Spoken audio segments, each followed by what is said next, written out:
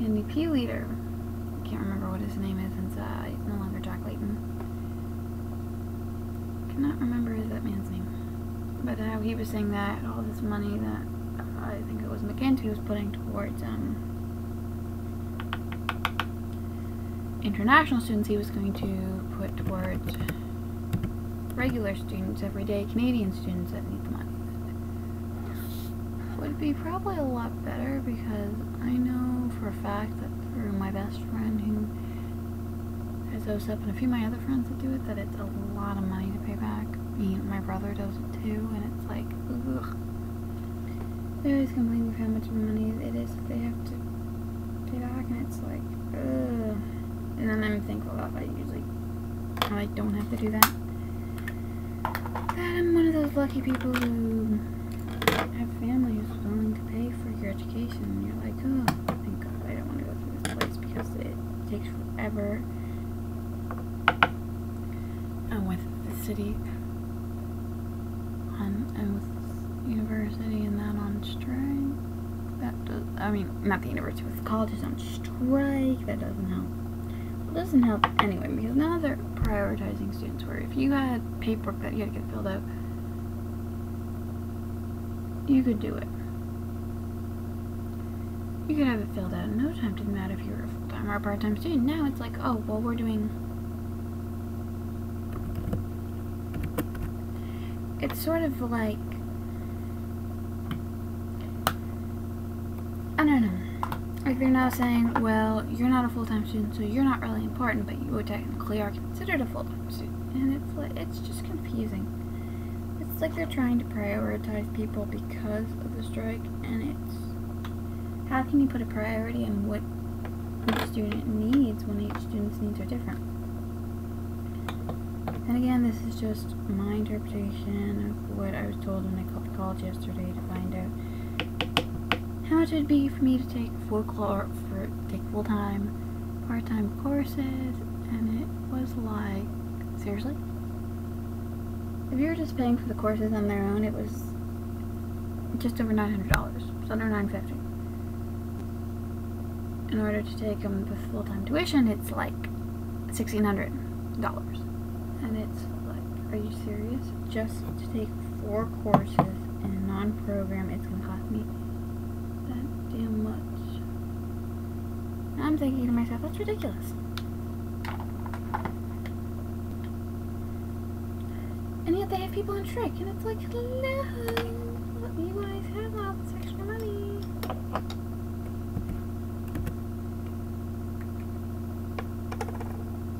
I mean, you guys are getting, each year to pay full-time student status is like $2,000 to $3,000. And yet, unions cannot be formed to support staff who does a lot of the work. I mean, not all the work. You have your professors that do a lot of the work, but they're the ones that do the scheduling, they're the ones that do the register, that make sure that students are in, they bring the students in, and yet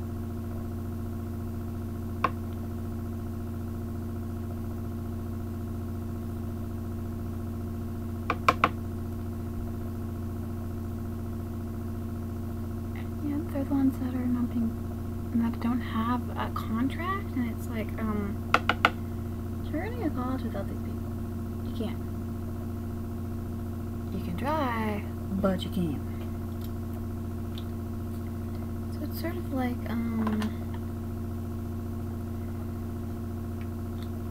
they're trying to defeat the 2 evils of cost.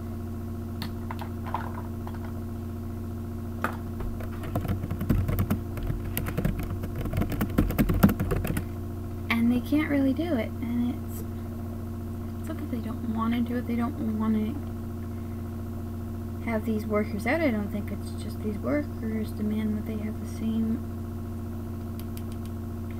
respect and things that everybody else in the college do.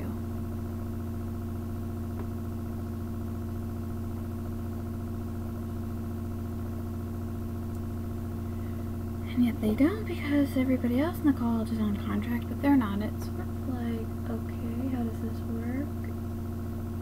I don't understand why there's not all on the same contract, which if you take the bus to this college, it's also not passing the picket lines now because they're all part of that same little sector of the government. It's like, seriously? And you gotta walk so far, and it's like, yeah, I don't mind the walk or anything, it's just when it's raining and you decide to wear a nice light color and it's like, ugh. You're thinking, okay, the buses are gonna run, everything's gonna be fine. But in reality, it's like, oh, nope, we're not crossing these picket lines, so you guys gotta walk this far. You guys gotta walk the entire length of the school property. And I'm thinking, seriously? Seriously? You're gonna make us walk the entire length of the school property when we pay, you now pay $2.50 for a single way trip on the bus, and you pay $55 a month for your bus pass.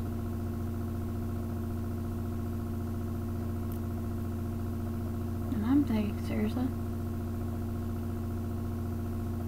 That is just ridiculous. You gotta pay this much that long.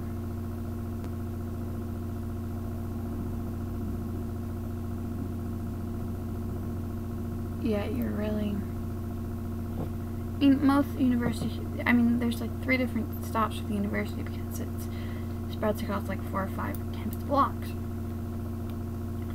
I mean, city blocks, sorry, not campus blocks. Blah. And they have their different check-in points, but it's like, okay, college is on strike. Does that mean that if the university support staff goes on strike that they're going to do the same thing? It's ridiculous in my opinion of what some of the things that are going on is happening lately.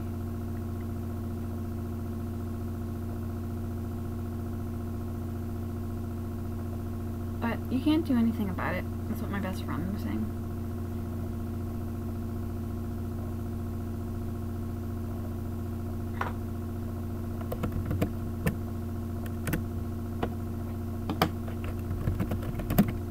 That anger and that just made you know where they don't help you. They don't help the situation at all.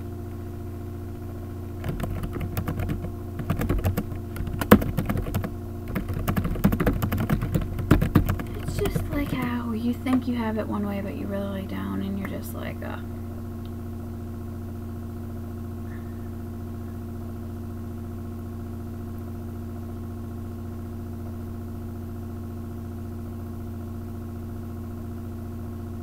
The thing is if you fight for what you want and you remember that one day you might be on that sideline, that's what really changes. I think a lot of people's mind, no, at least I know, or for mine it would.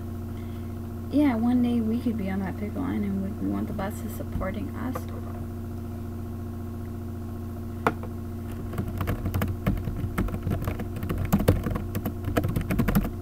Sorry guys, just trying to help my best friend out here. But no, it's sort of...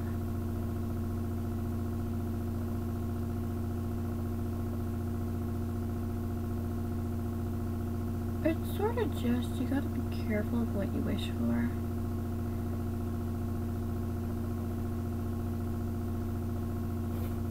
I mean, some people were wishing that school wouldn't come back, and then, oh, storm blew up the school.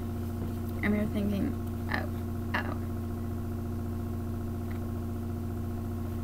Or some people who say that the school that they go to is so bad, and then it gets closed and they have to go to another school where they know that their friends might not be there. Like, we take it back, we take it back.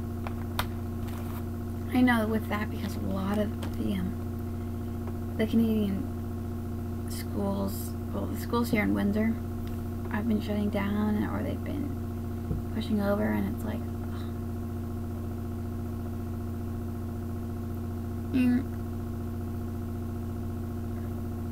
we do have more grade schools than high schools in Windsor, I gotta say.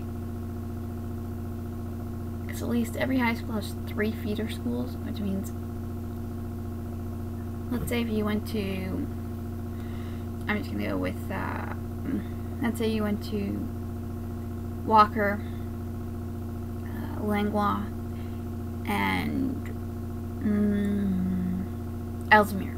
those are actually just streets here, but let's say that those were 3 grade schools. You'd all be sent to one high school. Those 3 schools, unless you fought it, would all be sent to that same high school. So it's sort of like, yeah, it does make sense to a point, but then on another level, it's like,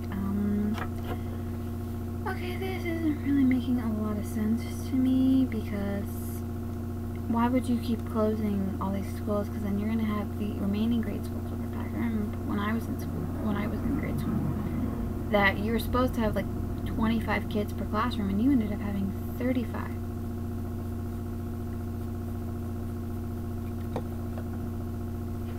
And it was jam-packed, and they're still like that, and they're closing schools, so it's like, what the hell?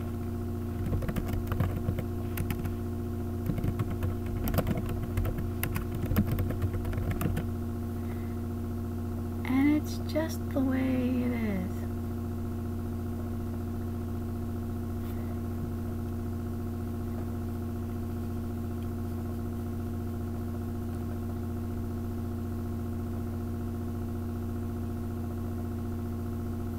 And it's just the way people are, and you gotta be ready to take that.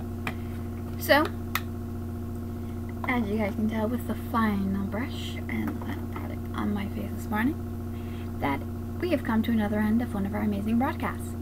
So remember, stay confident, stay positive, and never stop being you. And I will talk to you guys tomorrow. Bye, guys.